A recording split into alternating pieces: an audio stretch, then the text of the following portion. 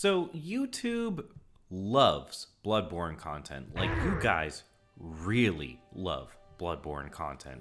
7 years later, this game regularly gets 30+ minute videos with higher viewership than any game that's currently on the market. Honestly, it seems to be surpassing Dark Souls at this point. And it's basically unrivaled in its reverence, with the exception of Zelda and Minecraft, although the latter is more used for role-playing than critique on YouTube. And, well, maybe even Zelda got a little bit jealous. The blood moon rises once again.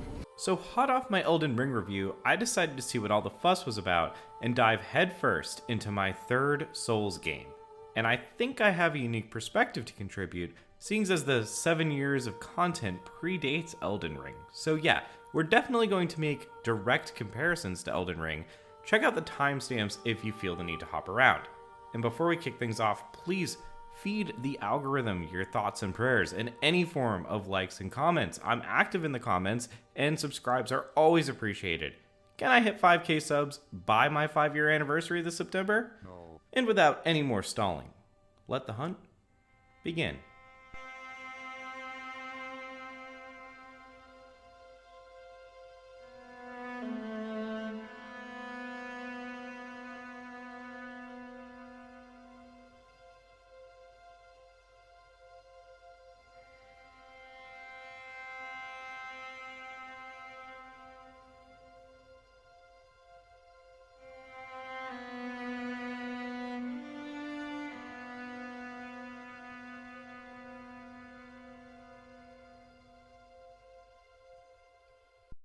So Bloodborne follows the typical Soulsborne foundation.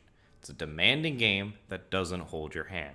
There's combat, focusing on a combination of dodging, light attacks, heavy attacks, and parrying. And death requires you to go back to where you died to claim your experience. Die again, and it's gone for good.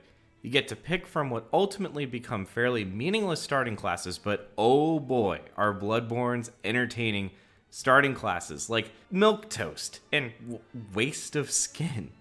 And yes, Bloodborne stays fairly faithful to this formula. Everything mentioned previously is true, and there is even a safe hub world like in previous titles where you can level up with a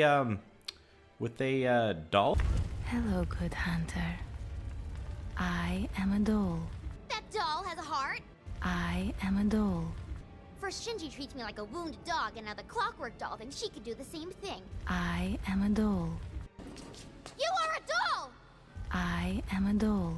Yeah, so you talk to a doll using this cool system called Insight.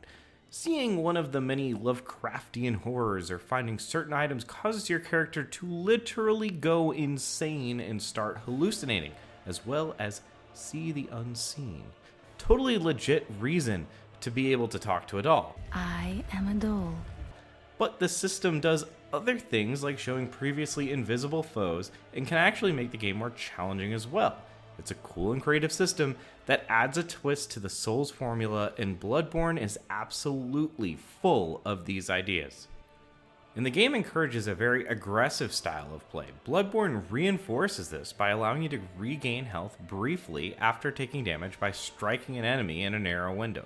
In a game where timing and dodging is everything, Bloodborne encourages risk-taking in a way no Souls game before or after really has. So the obvious challenge is that there was probably a reason you died in the first place. So getting back to that spot is going to be just as challenging, and it could even be more challenging if you spend some items getting to the place where you were ultimately killed.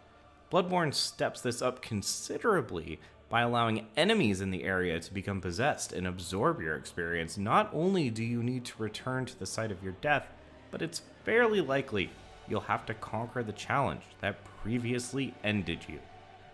And why all games after this did not include this mechanic, I don't know, but I absolutely love it. Roguelites are one of my favorite genres of games. I love the idea of procedural replayability. Bloodborne attempts this with optional chalice dungeons, and while they seem to get some flack from the community, I think the idea was solid if the execution leaves a bit to be desired. But the fact that there's a totally optional way to extend your playtime is pretty cool. It is kind of a bummer that some of the hardest challenges are in this dungeon though. So Bloodborne has some truly unique ideas, many of which haven't fully returned since Bloodborne. But where Bloodborne truly shines for me is the streamlining of the Soulsborne experience. Bloodborne feels cut down to the absolute essentials of what makes From games great games. Bloodborne only has 6 stat categories to invest in, cut down from 8 from Elden Ring, for example. No more worrying about over-encumbrance interfering with your ability to dodge. And in general, there are fewer items to worry about. Bloodborne is not here to give you a 100 plus hour experience. It's here to give you a very focused 15 to 40 hour experience depending on how engaged you want to be with the Chalice dungeons, optional areas, and completing side quests. FromSoft trimmed the fat, and the lack of bloat feels refreshing. Not just FromSoft games, but from games in general. Some outstanding original ideas that baffle me why they haven't returned. A cut down but balanced experience and an overall amazing focus on gameplay is what helps keep Bloodborne stand out from FromSoft's catalog. So I always add this section to my reviews for 2 reasons. Either the game has really bad performance or technical issues, or the game provides an absolutely exceptional artistic presentation. And Elden Ring unfortunately had both technical issues and an amazing presentation. I'm happy to say that this section is largely praise for Bloodborne.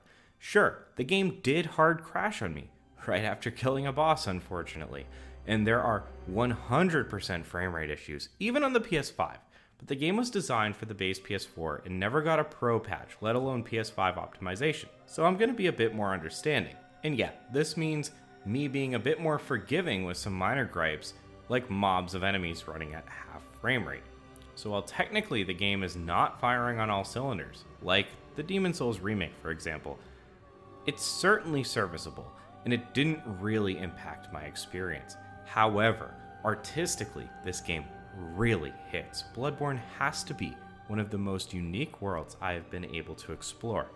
Yes, it has Lovecraft and steampunk inspiration, and yeah, of course, maybe it's borrowing a little bit from The Purge. And the story is a little ridiculous, although I do appreciate the critique of religion. We are born of the blood, made men by the blood, undone by the blood.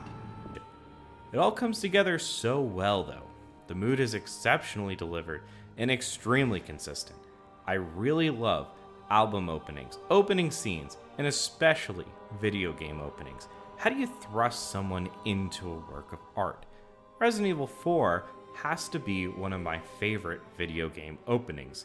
You have just enough time to get a handle on the unique controls when things go from 0 to 100 real quick. You find that the people who drove you to your mission are now impaled and burning in the village center. Once you are discovered in that village center, you need to take cover in a house, bunker down, only to have a Texas Chainsaw Massacre style chainsaw wielding Spaniard trying to break in.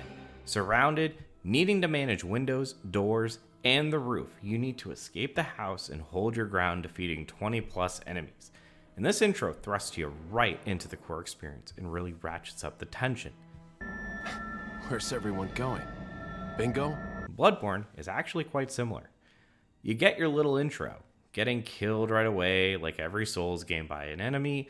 You get your weapon, solve a puzzle, kill a few guys. Shortly after, you suddenly have to manage a dozen crazed town people rushing you. It's very similar to Resident Evil 4 and provides much the same effect. And this game looks amazing the entire time.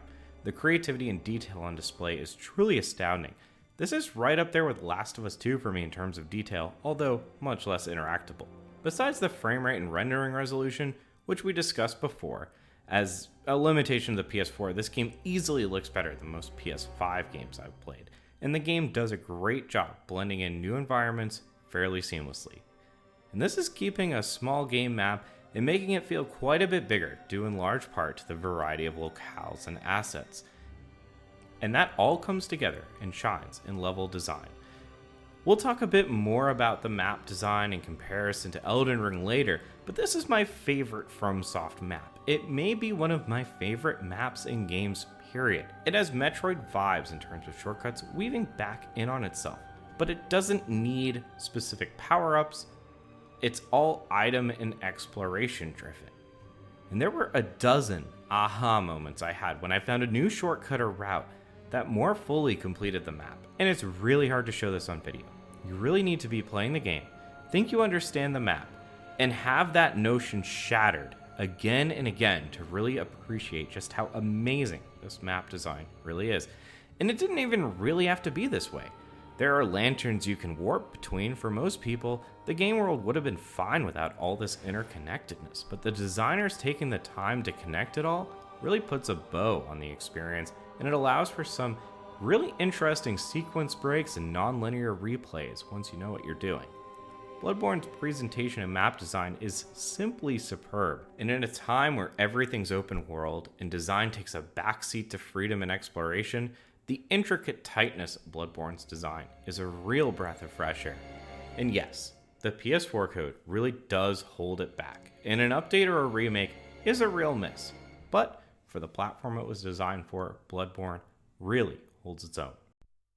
And yes, the moment we've all been waiting for. After some reflection, I personally like Bloodborne more than Elden Ring, at least at the moment. You can check out my Elden Ring review after this one if you haven't seen it already, but I want to start with the balance. Elden Ring kinda has a balance issue, IMO, both in stats and in scaling. As far as I'm concerned, you absolutely 100% need 40 vigor minimum in Elden Ring, which is essentially your health. That is a lot of stats wasted on health. It is incredibly easy to get one shot in Elden Ring if your vigor is not well invested in. Even with insane vigor, it can still happen. And while I don't necessarily have an issue with one-shotting in general, I do find it annoying that I have to grind up vigor just to avoid getting one-shot by the most basic of enemies. Bloodborne, however, is far better with this. And yeah, I know it's a shorter, smaller scope game, but I think that allows for a sharper, more thoughtful approach to balance. I can spend my levels on things that I frankly care more about. The more I think about it, I kind of wonder if these games should even allow you to level health at all, or change how health and health progression works in the game. But it doesn't stop at health. I found gear to be a much bigger issue in Elden Ring. I felt my weapon was constantly underleveled and not doing enough damage, and in general, it just seems like all of this comes from struggling to balance spirit summons, and everything kind of became sort of an arms race between you and the next boss. FromSoft knew that you could do insane DPS and distract aggro with spirits, so they had to keep increasing health and damage outputs of the boss. Stats seem way more important in Elden Ring. A lot of people talk about how it's much harder to play Fashion Souls than Elden Ring than in any of the previous Souls game. You really have to be focused on the gear that you're wearing. The gear does make a difference. You really have to focus on your weapon level and the weapon that you're using, and you have to pay attention to your level. It all matters a lot more. And I like to think of Souls games as skill-based games, and I think there should be more of an emphasis on skill than on stats. And it seems that Elden Ring veers closer to being more stats-based, where Bloodborne leans more heavily on player skill. Stats are less emphasized in Bloodborne. You don't need to hit level 130 to beat the game. I finished it around level 65. Your outfit is negligible. I used my starting weapon the entire game. I feel like I could go to any level in Bloodborne with a low level character and gear and succeed by the time I completed the game. Once I beat the game, I think I could go to any spot and succeed. I got good at the game. My skill allowed me to excel. I do not feel that way about Elden Ring. I would either get one shot by literally every attack or simply wouldn't be able to do enough damage if I took a low level character and transported them to a very end game area in Elden Ring. And this next comparison is certainly more subjective, but I prefer the structure of Bloodborne more. And don't get me wrong, I really do love that there is an open world FromSoft game that has been added to their catalog, but in general, a more linear experience allows the developers to have more control over the player. They can tailor things like difficulty and experience farming a bit better with linearity. There are also downsides, of course, like if you get stuck at that one encounter, you don't really have any other options. And in my Elden Ring review, I discussed how I liked the Demon Souls style world design the best. There's a hub world in Demon Souls allowing you to access multiple locations. It's not open, but you are not forced down a single path either. If you get stuck, you can still try a different area. And Bloodborne is largely linear, but there are tons of optional areas. So while you are largely funneled down a path, if you are there struggling with a boss, there's usually at least one optional area not too far off. And this can limit the frustration and give you something else to do besides throwing yourself endlessly at an impossible encounter. It can also provide you with a few extra levels and gear, while not totally allowing you to break the balance of the game and farm in in-game areas. And it also makes things feel less like a linear path and more like an actual world by adding these optional areas. So while I prefer Bloodborne's world structure, I certainly understand people who like Elden Ring more. And one last note, while Bloodborne is simply not as bullshit as Elden Ring when it comes to fucking with the player, don't get me wrong, it can still be bullshit, but it's much more tolerable and it is in much smaller doses. And I think this is a running theme for why I like Bloodborne so much. It's just so damn streamlined and avoids so many pitfalls. Probably a happy accident, honestly. Bloodborne and Elden Ring seem like they are on opposite sides of the FromSoft spectrum. Elden Ring is going for big and open with as much as possible, where Bloodborne feels like a smaller project for a console exclusive title. I think the significantly narrowed scope allows for a tighter, more controlled experience overall. There's fewer weapons to balance, there's fewer mechanics, there's fewer enemies, there's just literally less of everything. But that gave FromSoft the extra time and attention to make everything click that much better. And that is why I currently prefer Bloodborne to Elden Ring. And so yeah, I do like this game more than Elden Ring. And in many ways, I really respect FromSoft for innovating so much on this title. But I do have a few complaints with the core gameplay. And oh boy, do I ever feel like I'm out in Yarnum right now being hunted by a whole bunch of mean people in the comments. Whole big section of criticisms of Bloodborne. Oh boy, here we go. And yeah, I kind of feel like a dick for saying this for the third time in a From review. But once again, I found the difficulty of the game to be slightly underwhelming. Or at least not as hard as the internet has made it out to be. Like, let me put it this way. Traffic is more frustrating than this game. Getting passed around a customer service call at T-Mobile, that tests your patience more than this game. Your mother tasking you at 4 years old to bring fish to the fishmonger, get milk and apples for your sister, but your fish fall in the street twice. Your basket breaks. Your apples keep rolling down the hill is more challenging than Bloodborne. And if this kid could do it, then so can you guys. So once again, I was dead ass killing bosses on my very first attempt in this game. And if I didn't kill them on my first attempt, I would basically intentionally die after finding them because I knew I needed to farm blood vials. More on that later. I don't think a single boss took me more than 3 tries. And let's just make a few things clear here. I used my starting weapon the entire game. I didn't use guides for builds or bosses. And yeah, there will be stats at the end of the video. That was my endgame stats. And even though I just finished Elden Ring, so, you know, whatever, my skills are sharp, the controls of Bloodborne are significantly different than how I had them mapped to Elden Ring. So there was a new learning curve to contend with here. But yeah, I deadass beat the last 3 mandatory bosses on my absolute first attempt. Hey guys, welcome to Cohesive Friendship Unit's How to Beat a Bloodborne Boss Guide. Guaranteed to reduce your stress and anger. Once you find a boss, use Bold Hunter's Mark to leave the area with all of your blood echoes.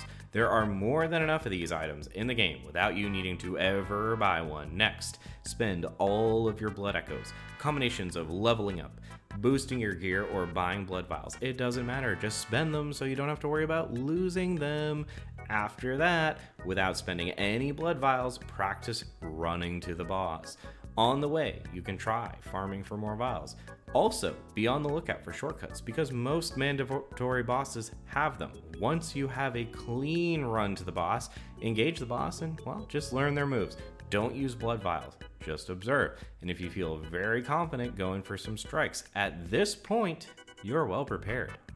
Minus the blood vials. Farm up to your maximum blood vial allotment. More on that later in this section.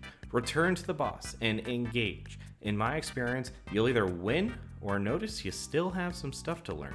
If that's the case, stop burning those blood vials and keep on learning. And the key is to put yourself in a position where you can't lose echoes and don't needlessly burn vials until you are truly ready for the fight.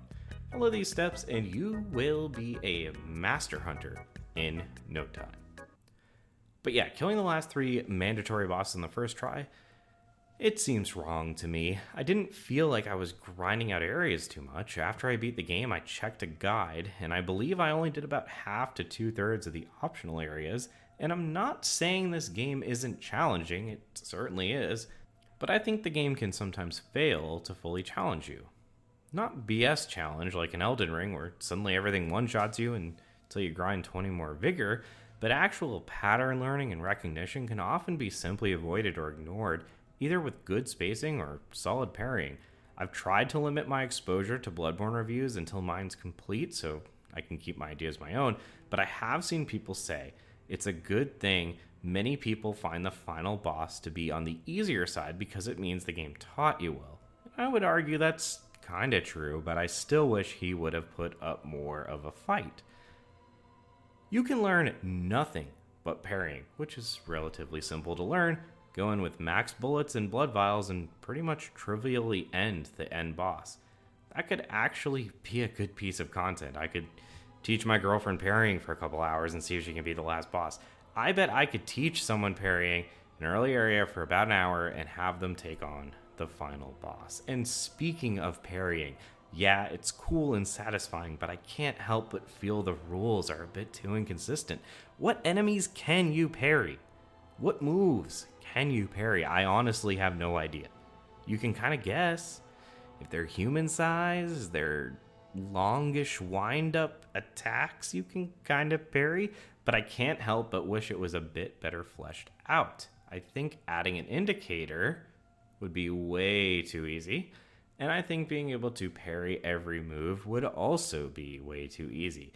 But maybe something like at least every enemy or boss has at least one parryable attack. And maybe if the attack wind-up's more than half a second, it can be parried. It's just an idea because as it stands, it really is trial and error. It's a guessing game where FromSoft seems to be wanting to prioritize skill and tough but fair gameplay. You're kind of left guessing a lot. And yeah, bosses tended to be a bit more challenging once blood vials became a bit more scarce. Also, the distance between lanterns. Bloodborne's form of bonfires can be really far, like up to an hour for first-time casual playthroughs of progress without dying to find a new one. But with patience and good resource management, it's not too difficult. So in general, I think Bloodborne needed to increase the difficulty of the base content of the game. Less with bullshit like not knowing what to parry or one-shot kills, and more with better AI and attack patterns which engage and challenge the player more. Another annoyance, which constantly hurts more in the early game, is blood vials. In Dark Souls, and in that Ring game, resting at a bonfire replenishes your healing items. Bloodborne takes a hybrid approach between Dark Souls and Demon Souls. Like in Demon Souls, you can farm health items, either from killing enemies or purchasing them. And like Dark Souls, you have a cap. At the beginning of the game, you can hold 20 blood vials. When you first encounter an area, blood vials are much more abundant. Items on the ground, higher drop rates, and the more you retread, the fewer the vials you get. And honestly, you could make an entire video about blood vials alone. I really could pick this apart for another half hour. But my primary annoyance with the mechanic is farming for blood vials. I'm not going to fight a boss until I have 20 blood vials. Why would I not fight notoriously hard bosses unless I have the absolute maximum health that I can acquire? So let's say I just found a boss which drained my resources, and I now have 0 blood vials. The cost of vials changes throughout the game, But let's start with the beginning of the game for an example. A vial costs 180 blood echoes at the beginning of the game. A huntsman, one of the more common base enemies, at the beginning of the game drops 48 echoes. That means I need to kill 75 common enemies to get back to my maximum vial count without using a single blood vial during the farming process. And remember, these are the same blood echoes I could be using to level up my character. So yeah, a few are going to drop while I'm farming. Yes, there are other enemies that I can use besides a huntsman, and yeah, it does get easier as the game progresses, but I feel like this is kind of a cheap, artificial way to pad out the game and halt progress. On the one hand, I think this greatly inhibits your desire to explore. Why would I explore if I'm trying to preserve all my health that is a finite resource? Resources are finite, you know? On the other hand, I think it can actually enhance exploration, because if you're doing this farming and you're running the same area over and over, you might unveil a secret that you had previously missed. You also get used to fighting certain enemies. You kind of get training on enemies because you're farming them. You're going through the same area over and over. You kind of get good at parry timing and stuff. Like I said, I really could talk about blood vials forever, but for now, the process of farming is annoying at best and actively inhibits exploration and engagement at worst. And last but not least, I found the enemy variety to be a little underwhelming. Maybe it's because this is a console exclusive, and I mentioned this kind of feels like a streamlined FromSoft game, cutting out a lot of the bullshit. On the negative side, I think some of the enemy variety is cut out, and there's only a handful of enemy types and a lot of reskins throughout the game. The reskins don't change much. Once you learn how to deal with the base enemies in the beginning, you're basically set for the rest of the experience. And yeah, this ultimately further drives down the difficulty.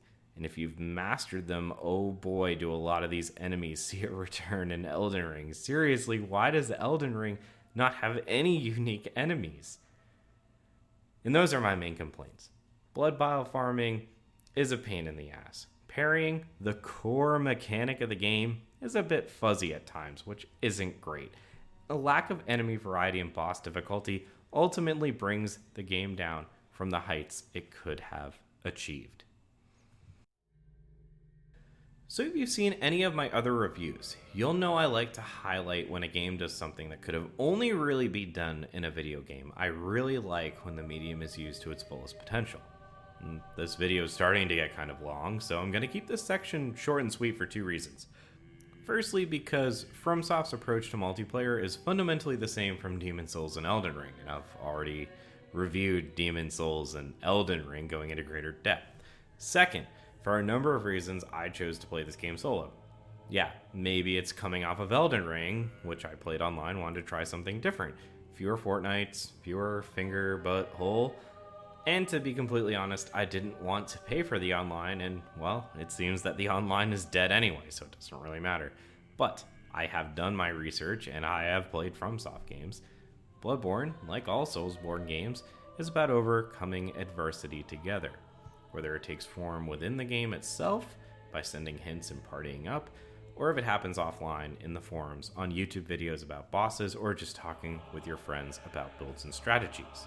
Bloodborne puts you up against increasingly challenging odds, in cryptic situations, and largely encourages you to tackle these challenges together, be it asynchronously, synchronously, or just to teach another player to get good.